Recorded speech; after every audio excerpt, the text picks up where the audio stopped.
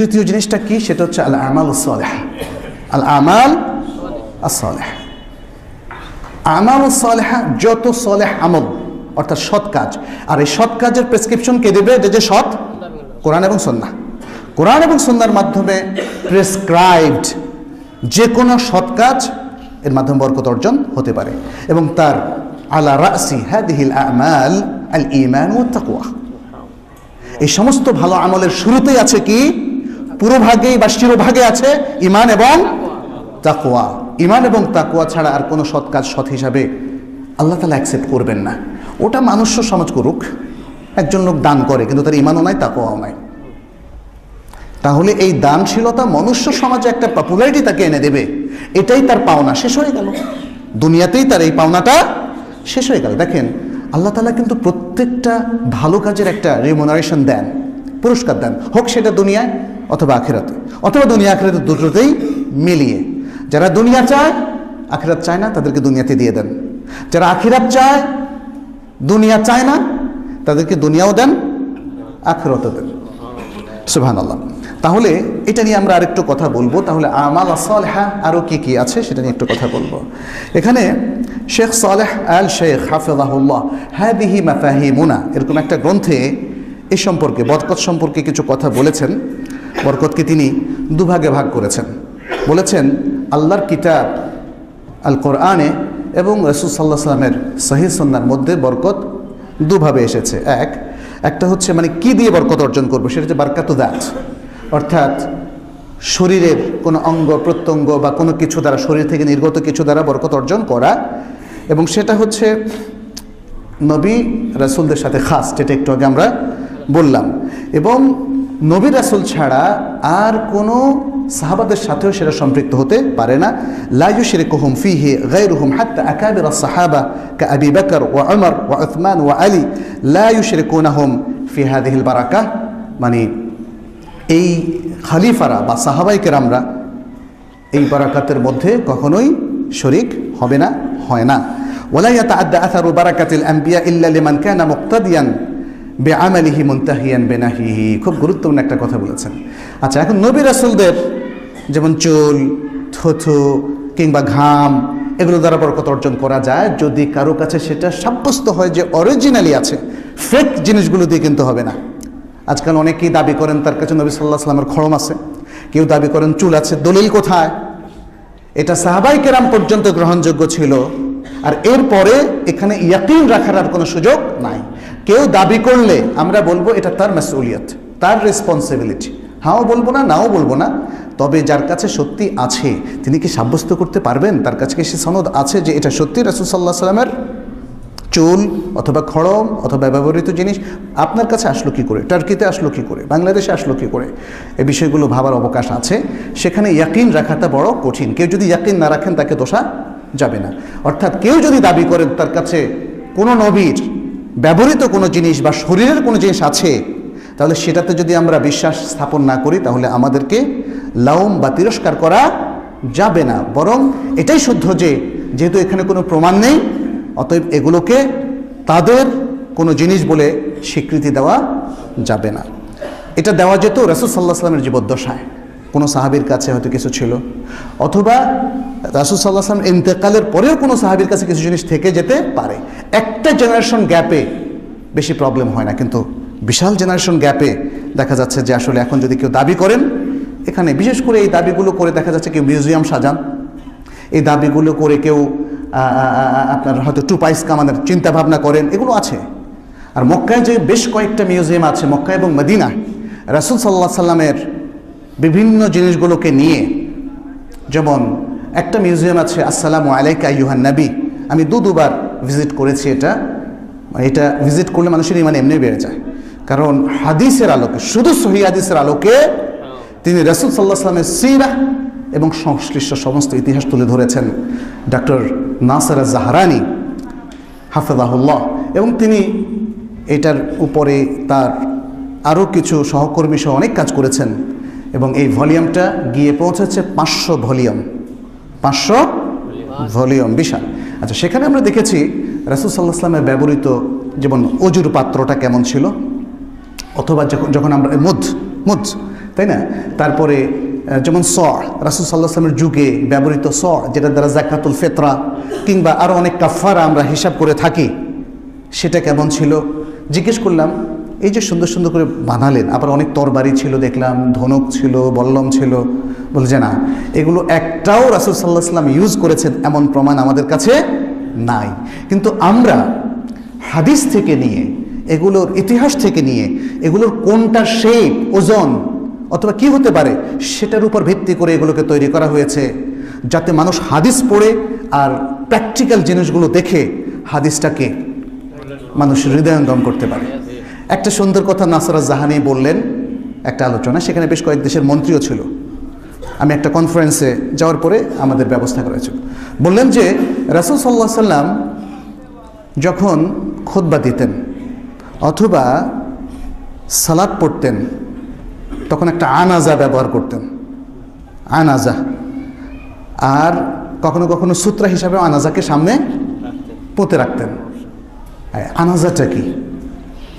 আনাজা হচ্ছে আসলে একটা লাঠি যার একটা মাথা আছে, দুই দিকে একটা মাথা আছে, আমরা জানি তো, তাই না? এদিকে আমরা হাতে ধরি আর এদিকে একটা মাথা বের করা। তো আনাজার আনজুন, আনজুন মানে আবার বকরি। তো আফ্রিকান এক মুসলিম ভাই, উনি সম্ভবত কোনো ইমাম বা খতিব হবেন, তিনি এটাকে বুঝলেন যে আনাজা, তাইলে তো আনজুন মানে বকরি। তো রাসূল সাল্লাল্লাহু আলাইহি ওয়াসাল্লাম তাইলে কখনো কখনো সলাতের সামনে বকরি রাখতেন।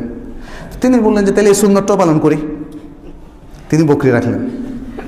এই ঘটনাটা নাসরাত জাহানি আমাদেরকে বললেন যে দেখেন, রাসূল সাল্লাল্লাহু আলাইহি ওয়াসাল্লামের হাদিসকে তিনি শব্দ দিয়ে বুঝেছেন এবং ভুল বুঝেছেন।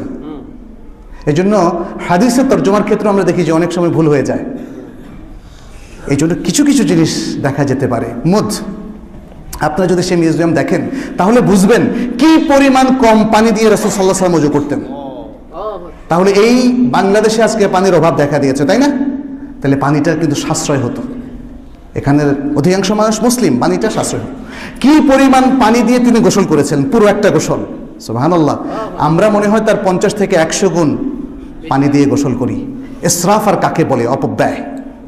আমি আরেকটা জিনিস অবাক হচ্ছি, আমাদের বিভিন্ন শহরে যারা থাকেন তারা গাড়ি ধোয়ার জন্য, যেমন কারো কার আছে, জিপ আছে, নোয়া গাড়ি আছে, যে শত শত বালতি পানি একবার ধোয়ার জন্য তারা ব্যয় করেন। অথচ আরব দেশে মক্কা মদিনা আমি দেখেছি যে মাত্র 1 বালতি বা আধা বালতি পানি দিয়ে তারা 2-3টা গাড়ি ধুয়ে ফেলে। পানির অভাব তো এখন কোথাও নাই, আধুনিক শহর সবগুলোতেই প্রচুর পানি আছে, কিন্তু ইসরাফ করলে এটা জাতীয় অর্থনীতির উপরও আঘাত হানে এবং অনেক মানুষকে, জনপদের অনেক মানুষকে পানি থেকে বঞ্চিত করে। আপনারা যে জায়গায় আছেন সে জায়গায় হয়তো পানির অভিযোগ নাই, কিন্তু গিয়ে দেখুন ঢাকার বিভিন্ন প্রান্তে মানুষ কিন্তু পানি পাচ্ছে না। অতএব এগুলো হচ্ছে আসলে এই যে কথাগুলো বললাম, বারাকা, জানার বারাকা, বোঝার বারাকা, আমলের বারাকা। তাহলে রাসূল সাল্লাল্লাহু আলাইহি সাল্লামের এই জিনিসগুলো দিয়ে তার জীবদ্দশায় অথবা তার মৃত্যুর পর সাহাবায়ে কেরাম যদি বরকত লাভ করে থাকেন, তার জন্য শর্ত হচ্ছে, বা অন্য যে কোনো মুসলিম যারা সাহাবীও নন, যে কোনো মুসলিম বরকত লাভ করতে পারে, কিন্তু কথা হচ্ছে তারা রাসূল সাল্লাল্লাহু আলাইহি সাল্লামের আদেশ নিষেধকে গুরুত্ব দিতে হবে এবং আদেশ অনুযায়ী কাজ করতে হবে, নিষেধ থেকে বিরত থাকতে হবে।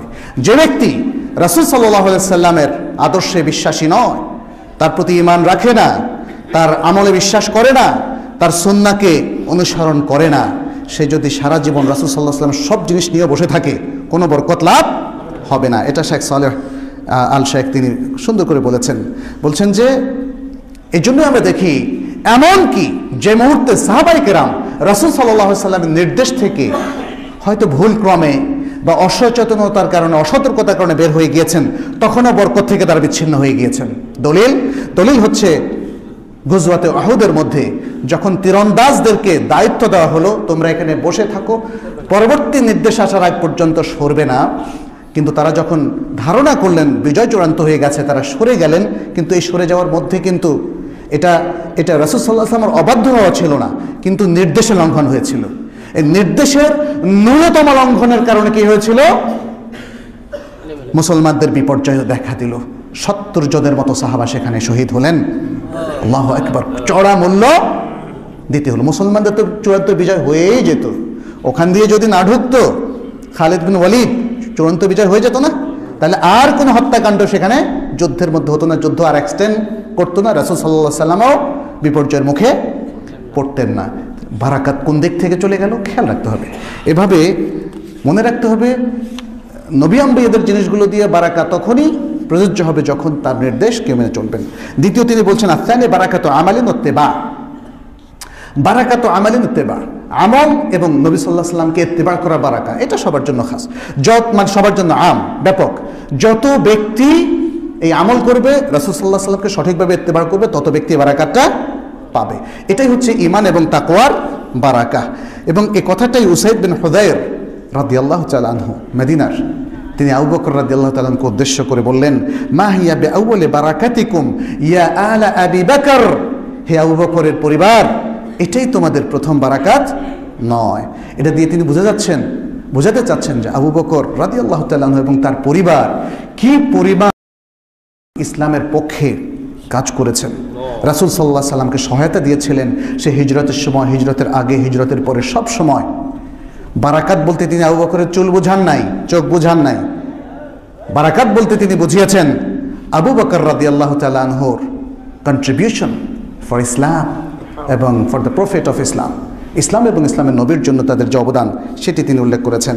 আর আরেকটা বিষয় আমরা বুঝি, যখন নবী সাল্লাল্লাহু আলাইহি সাল্লাম সফিয়া জুয়াইরিয়া বিনতুল হারিস ওনাকে বিবাহ করলেন, তখন যখন রাসূল সাল্লাল্লাহু আলাইহি সাল্লাম দেখলেন জুয়াইরিয়া তিনি তার স্ত্রী, তাইলে তার বংশীয় লোকগুণ কি হলো? রাসূল সাল্লাল্লাহু আলাইহি সাল্লাম শ্বশুর বংশীয় হলো।